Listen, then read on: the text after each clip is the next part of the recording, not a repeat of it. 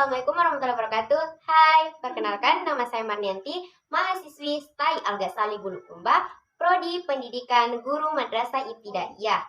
Nah, di sini saya akan menjelaskan tentang teori perkembangan manusia atau humanistik. Pada awal abad ke-20 di Eropa dan Amerika berkembang dua teori, yaitu teori psikoanalisa dan teori behavioristik. Teori psikoanalisa yaitu perilaku manusia yang dalam perkembangannya dipengaruhi oleh masa pengalaman anak-anak. Sedangkan teori behavioristik yaitu perilaku yang dipengaruhi oleh faktor lingkungan. Ada penolakan dari teori psikoanalisa dan teori behavioristik sehingga terciptalah teori humanistik. Pencetus teori humanistik adalah Abraham Maslow pada sekitar tahun 1950-an. Teori humanistik merupakan suatu pandangan di mana manusia adalah agen yang bebas dengan kemampuan superior untuk menggunakan simbol-simbol dan berpikir secara abstrak. Teori humanistik memandang manusia dari di mana dia tinggal, karena lingkungan juga akan mempengaruhinya secara manusiawi.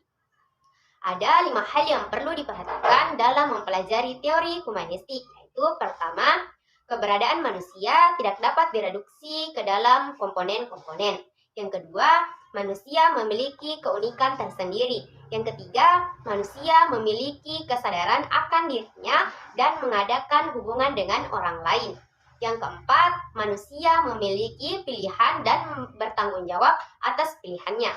Yang kelima, manusia memiliki kesadaran untuk mencari makna, nilai, dan kreativitas. Nah, di sini ada pun ciri utama dalam teori humanistik, yaitu pertama, memusatkan perhatian pada pribadi yang mendalam dan berfokus pada pengalaman sebagai fenomena primer dalam mempelajari manusia. Yang kedua, menekankan pada kualitas-kualitas yang khas pada manusia. Yang ketiga, menyandarkan diri pada kebermaknaan dalam memilih masalah-masalah yang akan dipelajari dan prosedur-prosedur penelitian yang akan digunakan. Yang keempat, memberikan perhatian penuh dan meletakkan nilai yang tinggi pada kemuliaan dan martabat manusia, serta tertarik pada perkembangan potensi yang inheren pada setiap individu.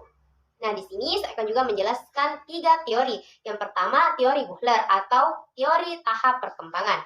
Menurut teori Buhler, tujuan nyata dari manusia adalah pemenuhan yang dapat mereka capai dengan pencapaian atau prestasi dalam diri mereka dan dunia. Yang kedua, teori Maslow atau teori hierarki kebutuhan. Maslow membagi 5 kebutuhan manusia dalam 5 kategori, yaitu kebutuhan fisiologi seperti makanan, minuman, tidur, dan pakaian. Yang kedua, kebutuhan keamanan. Rasa aman, keamanan, keteraturan, dan kestabilitas. Yang ketiga, kebutuhan cinta dan kepemilikan, seperti relasi dan keluarga.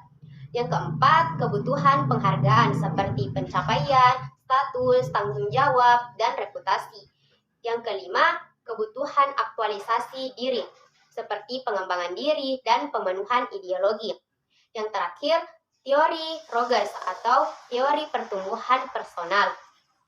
Menurut Rogers, setiap individu memiliki 2 karakter diri, yaitu pertama, diri yang kita rasakan sendiri merupakan persepsi kita tentang diri kita yang sesungguhnya. Yang kedua, diri kita yang ideal atau yang diinginkan merupakan persepsi kita tentang diri kita yang kita inginkan. Baiklah, itulah yang sempat saya jelaskan. Lebih dan kurangnya mohon dimaafkan. Bila ada kesalahan, mohon dimaafkan. Karena kita sama-sama manusia biasa. Wabillahi taufiq wal hidayah. Wassalamualaikum warahmatullahi wabarakatuh.